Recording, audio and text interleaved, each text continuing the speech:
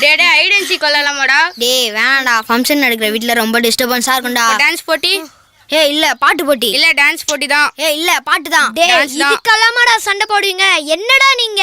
சரி நானே ஒன்னு யோசிச்சு சொல்றேன். முதல்ல ஷீபா கிட்டே கேப்போம். ஷீபா இது ரெண்டுல ஏதாச்சும் ஒன்னு தொடு.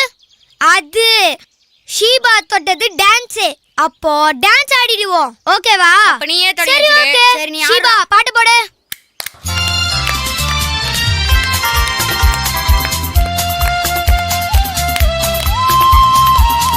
சூப்பரா ஆடுறாங்க.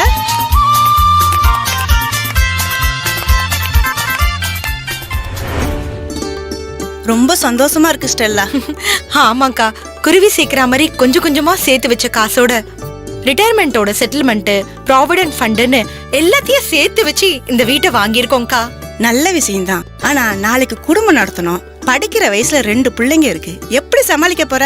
அதான் அப்பாவுக்கு பென்ஷன் வருதுல்ல, அதை வச்சு சமாளிக்க வேண்டியதுதான். அப்பா மட்டும் இல்லன்னா உன் நிலைமை ரொம்ப மோசமா இருக்கும்ல.